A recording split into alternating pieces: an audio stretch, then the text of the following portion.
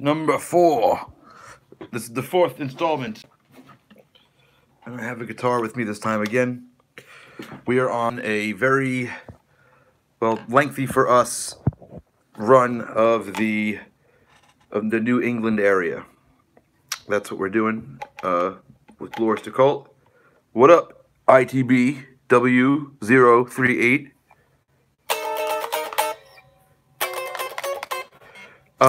It's a couple things. Ben. Hello, Ben. Dan, hey, what's up, Dan Noise? So, I brought out this guitar this weekend. And, hey, Robert. And I was very excited to use it with the band. And I even brought out, like, a booster to use it with. I'll show you the booster I have. It's in this case here. Freaking thing. Hold on. There it is. JHS Mini Bomb Boost. I brought this out because this guitar has very, very low output and it needs to be boosted, and I haven't gotten around to installing a booster inside this yet. That's the project. That's one of the many projects I'm going to do when I have some time off in the couple weeks. I'm going to have some time off. My BOC schedule is going to chill out a little bit, and one of the projects I'm going to do is install a treble booster inside this that will be activated by a push-pull. So for now I brought this. This is a discontinued pedal. This is a JHS Mini Bomb Boost. Look, it's adorable, and it's also red. It matches this guitar. This is a wonderful pedal. It's really good. But even that pedal couldn't save this. This guitar has been banned from the band by our sound engineer, who says it sounds like crap with this band. And then I played some Queen stuff on it, and he was like, "Oh no, it sounds great for the Queen stuff, just not for the Blue Oyster Cult stuff." So it was an experiment. I've been trying to bring out different guitars and just expanding the palette a little bit, but I think I'm going to stick with the Axis for a while. I mean, this is an Axis, but this is obviously one. Have you guys seen this? I have another YouTube video on this. This is my converted Music Man Axis Sport, but with Brian May pickups, DiMarzio Brian May pickups, and Brian May pickup switching. I have another video on my channel all about this. So yeah, so we had I've been just using the normal rig. I hope you guys who are Helix users, I hope you checked out my Heavy Rhythm preset. That's a fun one. I actually don't use that with this. What's up, Tim? I don't use that one with this band. I use that for the live stream and for stuff like that. But yeah. And another thing is, have I seen the new? Yes, I have seen the new Luke anniversary model. It looks ridiculously awesome. I like my Luke a lot, but I still gravitate towards the Axis. And you know what? I've been trying to get into more of the traditional guitars. You know, well, it really started with my Telly. The Telly, I just, you know, I hit. All right, here's the whole story. I might as well tell the story.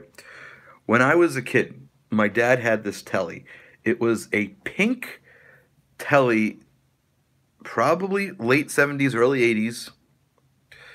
Refinished pink. It had a like brown tortoiseshell pickguard, or like fake tortoiseshell EMG pickups, and it had this neck that was like so rounded, like it was like a pool cue. It was super comfortable. Hey, Jeremy.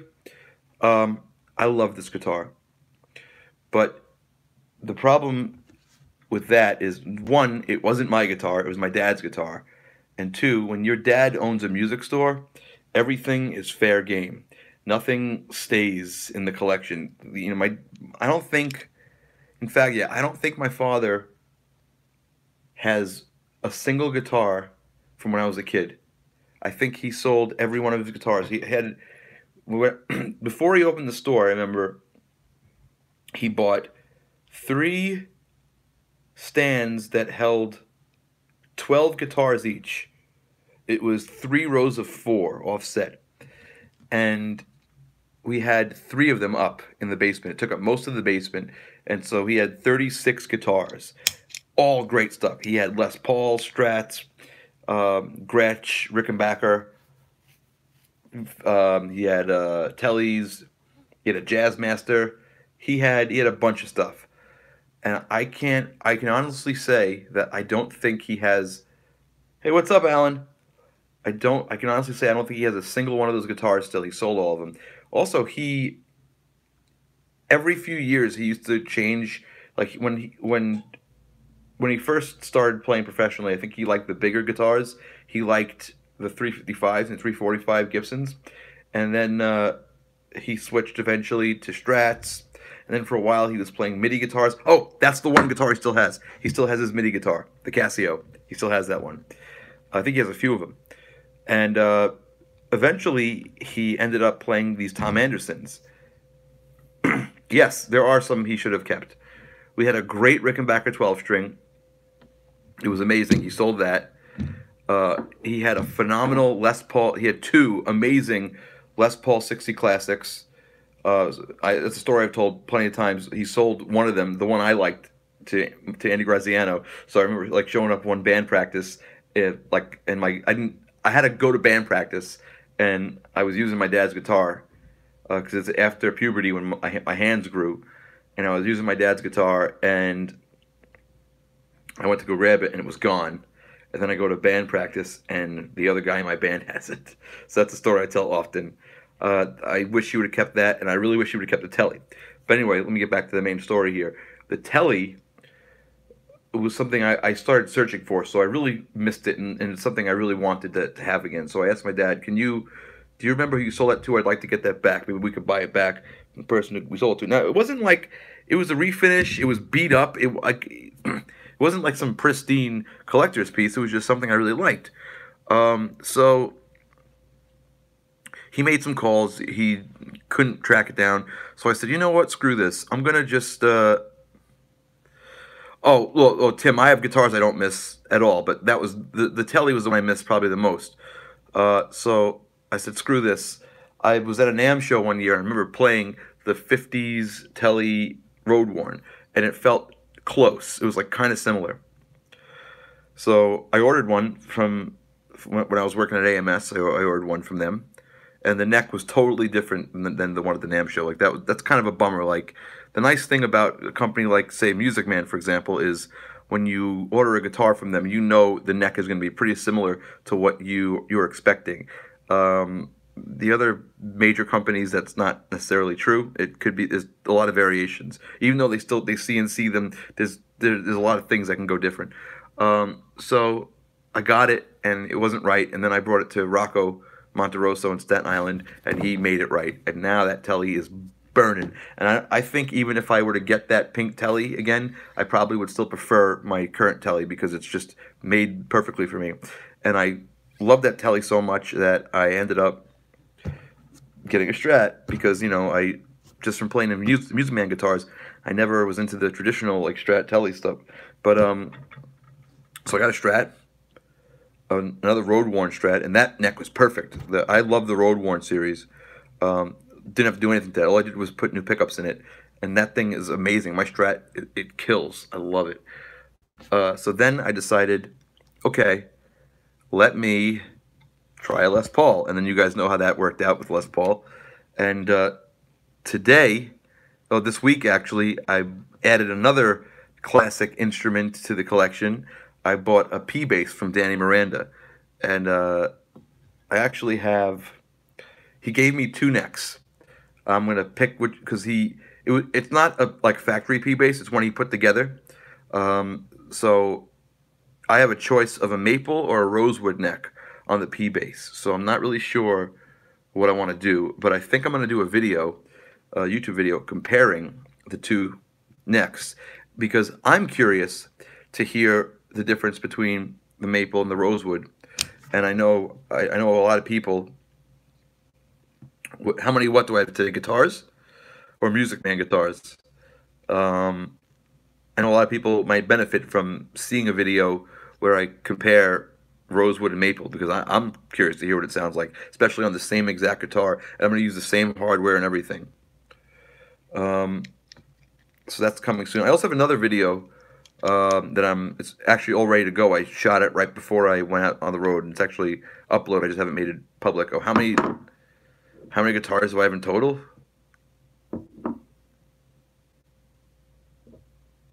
I think it's over 30. I counted like a few weeks ago, but I forgot.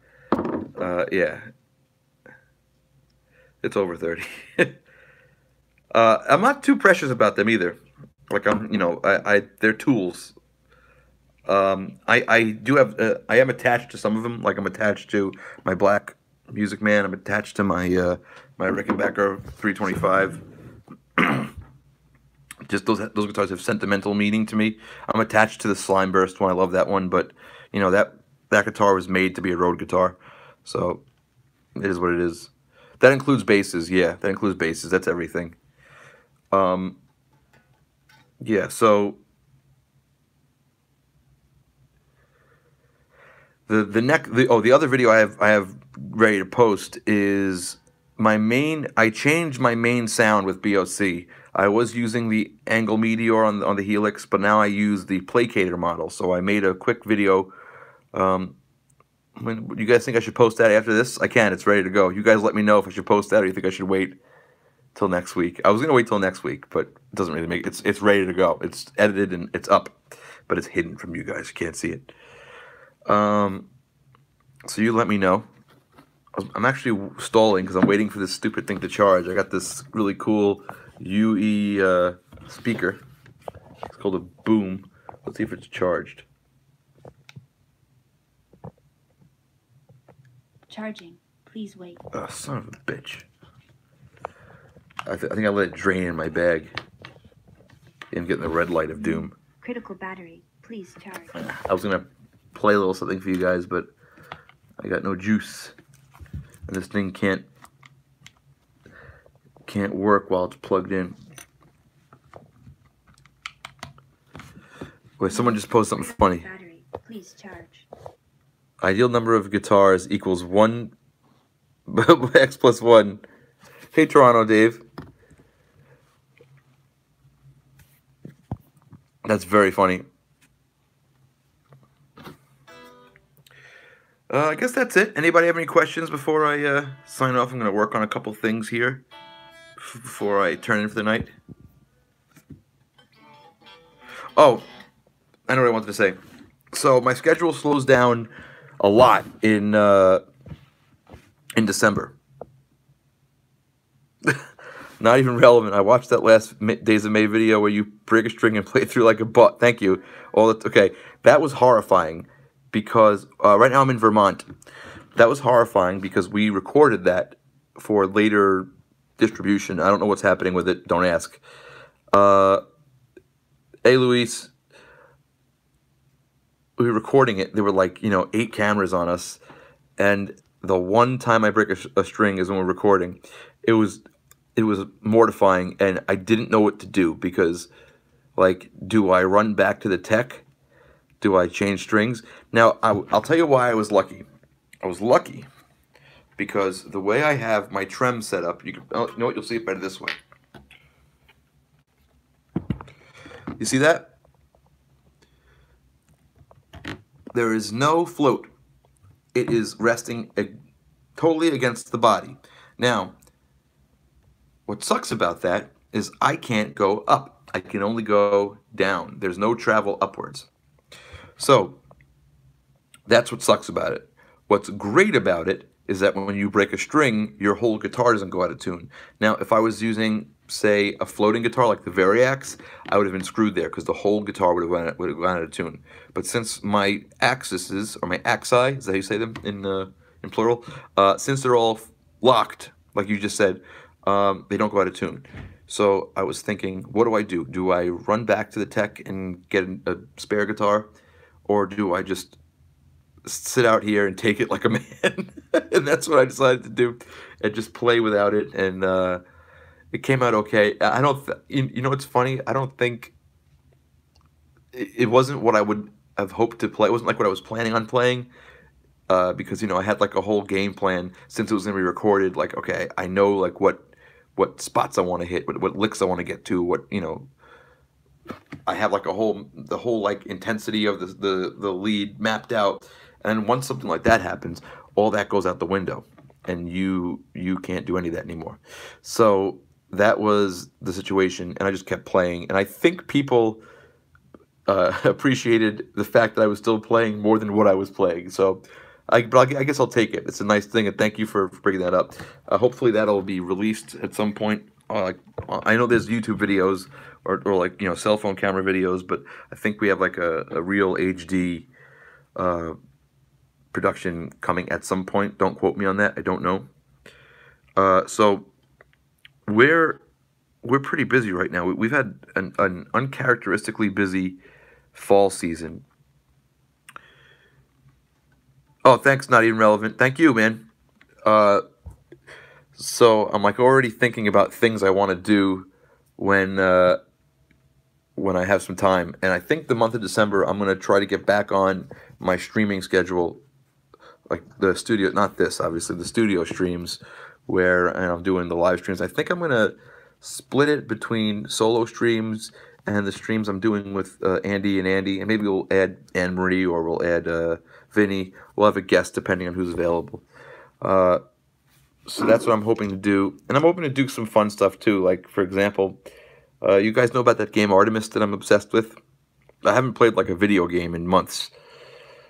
There's a game called Artemis. Well, that's a lie. On my anniversary, me and Namri just played The Last of Us like all night. That was pretty cool. But I think we're gonna have like a huge, day with all my buddies, and we're gonna get together and play that game Artemis, which is essentially like a Star Trek game.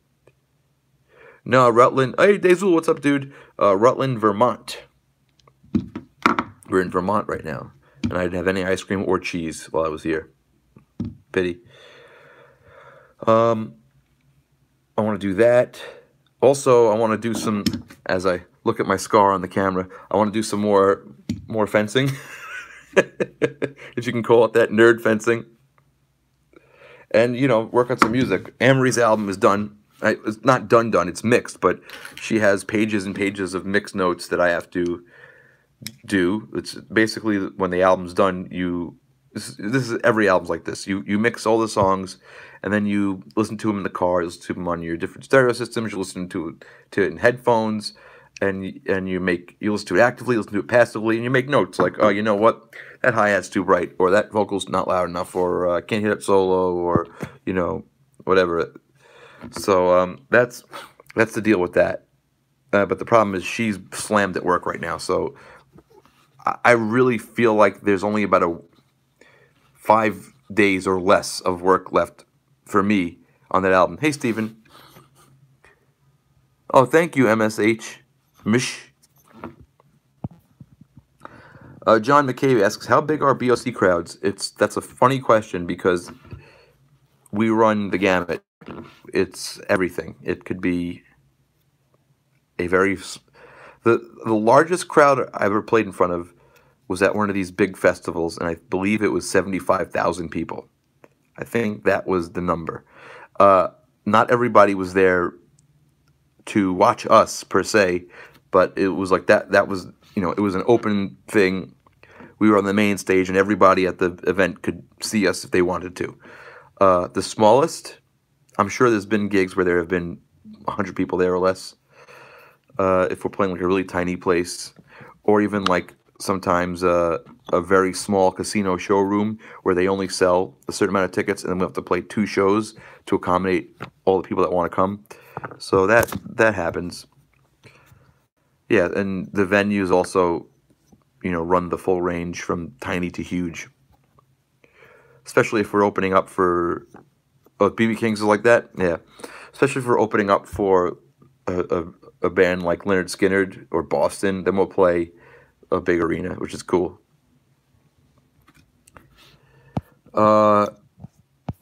Yeah, so that's Amory's album. What else did I want to do? I have a bunch of video ideas. I want to get some more guests on Band Geek. It's been hard. I'm not complaining because, when you're a musician, work is work. So I'm happy to be on the road playing. That's awesome. But when I have some more free time, I want to get back into the swing of creative mode. You know what I mean? Like a content creation mode. That's not. I shouldn't say creative mode. Like making stuff on YouTube. I like making YouTube videos. It's fun. What was that question? Oh, Jason, what's up, buddy? Oh yeah, unknown tongue's hard. That's the tough part for me. But we've been rehearsing it at soundcheck, and I've been getting more comfortable. Do I have a preference size crowd to play for?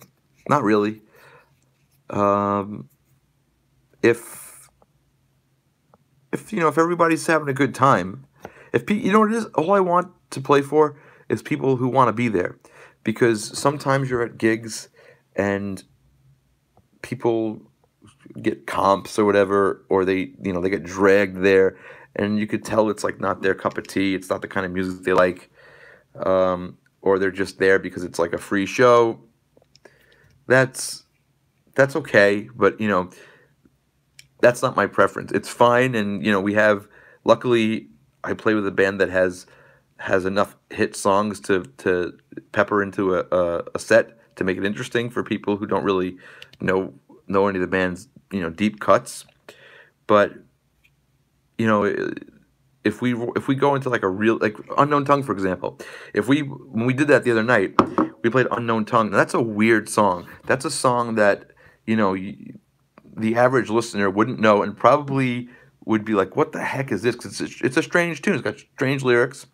It's and we launched into that, and people went like, "Whoa!" They went crazy, and that is what it's all about. Like, just to really, the people. It's almost like going to like a convention, that you have like this concentrated cross section of people who are into the same exact stuff. To bring up that game Artemis again, that's why I loved that Artemis convention that I went to, and we did a band geek on that. Is because like there were 100 people in the room who were all dedicated to this very specific thing, and when we can get a crowd, which is like our crowd, who is really into the deep cuts, we're more likely to play them. So yeah, that's exactly, Chad. It depends on the crowd, and the material. And if we're playing an outdoor show like a state fair or something, we can't play Unknown Tongue. But if we're playing a theater and people are responding to stuff and they're singing along to every song, and we notice that, and we feel that, then I think, I can't speak for Eric because he calls the sets, but then I think he's more likely to call some oddball stuff, and we like playing the oddball stuff because it's just nice to change things up every once in a while. It's nice. It's also nice to keep them in your fingers. For example, Unknown Tongue again. It has a tricky piano solo for me. If it was a tricky guitar solo, it wouldn't be that much of a problem because I play guitar most of the time. But piano is something I play for this gig most. Like, the only time I'll play piano is for this gig or when I'm home recording something. That's it. Like, I don't book myself as a piano player. I just feel like I'm more comfortable on the guitar. But this is a band that requires two of the guitar players to play keyboard, and I'm fine with that because it's truly a split gig. It's truly that. And there are some nights where I'm just, if everything's dialed in and I like the keyboards, I enjoy playing the keyboard parts, especially like when we're on our own gear, which this week we have one of those. What's that Hammond called? That new Hammond. It's a Hammond SK1, I think. Hammond. Let's see. Hammond SK1. Is that it? Yes. Or is it an SK2?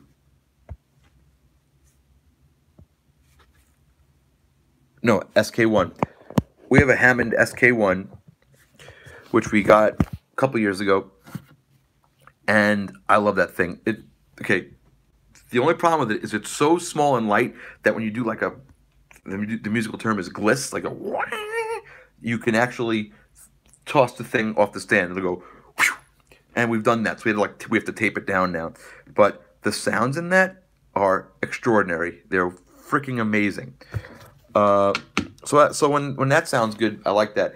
I think the big problem is we've been using a Korg 01W since I've been in the band. So, and even since I've been working in the band. So my first gig with them on sound was 2000, and they were still using that. So for 18 years, almost 19 years, they've been using a Korg 01W. Korg 01W is a phenomenal keyboard. Rick Wakeman used them for a long time. Great keyboard. But there's two problems with that. Because it's so old, when we can't get them, we have to get another keyboard, and we're not used to those other keyboards, and that usually really stinks. And then the O1W is missing a few things that we would like to have, and it's a sample-based keyboard, so if it doesn't have it, it just doesn't have it. There's no getting around it. So I think I'm going to do a little research when I get home this week and see if the iPad is a viable replacement. I have the IK Multimedia Sample Tank iPad app. I used it for when we did the Agents of Fortune. Do you guys remember we did the whole Agents of Fortune album? I used that and another soft synth, and it worked great. No problems with that. But I think I'm going to try to get us on the iPad, just so we'll have the same sounds every gig. The only thing I'm really worried about is switching the sounds. It might be a pain in the ass because I really don't want to be going up to a tablet during the show and doing this. You know, I hate that. I did a solo show recently where I opened for Paul Reiser, and I had to do that, and it was awkward, and it would start the wrong song because it seems easy enough to do this when you're alone, when you're on stage and there's the pressure, and you accidentally you don't tap something the right way, or you tap the wrong part of the screen. It's a freaking disaster. So everybody likes Secret Treaties. That's the favorite, huh? That's the fan favorite. Jeff Nixon, I have not had a chance to actually get my hand on a Stomp. I've been watching a ton of videos on it, and it looks amazing. I'm hoping to get one, but they're sold out right now, which is amazing. That's awesome. Bravo Line 6 for making something that popular. But I'm hoping to get my hands on one. The funny thing is, people are asking me questions about their Stomps already. I'm getting emails like, on the Stomp, how do I do that? I'm like, I've never even held one. I don't even know what they look like. I have no idea what the interface is like. I have to use it first before I can start answering questions. I'm usually pretty good about answering the emails when I get them, and if I get a ton of emails that ask the same question, that'll end up becoming a YouTube video. Also, that and Tyranny and Mutation. Interesting. My favorite one is Fire of Unknown Origin. I'm a big Martin Birch fan from all the Iron Maiden records. I just love the sound of that, and I like, I love Burden for You. I love, is Flaming Telepaths on that album?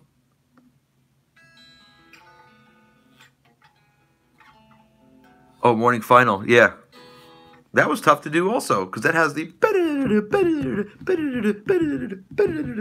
and it has the and I was switching sounds. We got the chimes on that, and then Eric was next to me playing an organ part. That was a production. You know what? I think that was probably one of the most fun things I've done in this band, just because it was sort of like what we do on Band Geek, but we did it with Blue Oyster Cult, which is really cool. You know what I mean? Like with Band Geek, we sit there, we obsess about the sounds and the parts, and we discuss and we practice it, and we really try to do it. And with the BOC guys, a lot of the songs have evolved into live arrangements, which is great. You know what I mean? Like in a lot of cases, studio arrangements don't work for live. You have to make a live arrangement that makes the song more exciting and more accessible to people. But for this particular run of dates, we wanted to get it to sound exactly like the record. And I was really stoked about that challenge. And you know, and at first I was like, oh man, this is really keyboard heavy on me. I'm like only playing 2 songs on guitar, and obviously I'm more comfortable on guitar, and it's a lot easier for me to learn a guitar part than it is to learn a keyboard part. But then instead of looking at it like, that kind of stinks, I'm only playing, you know, 2 songs on guitar. I think I only played Tattoo Vampire and ETI on guitar. I think everything else I was on keyboards, but I looked at it like, no, this is cool. This is a challenge. Like I get to now figure out how to make all these sounds, and I get to make samples and I like the when you guys see us play Tattoo Vampire live, they don't have that middle section anywhere. That's not pulled from a tape. That's me. I'm screaming. All the women voices are me pitched up. Like I made that in my studio, and I think that's a really cool thing. And then you know, sampled whatever I could from the record. Got apps to do all the old synth sounds. You know, it was fun to do that, and just it used a different part of my brain, if that makes sense.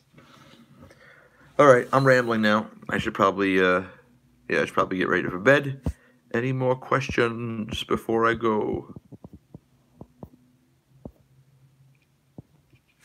Is this thing freaking charged? Let me see.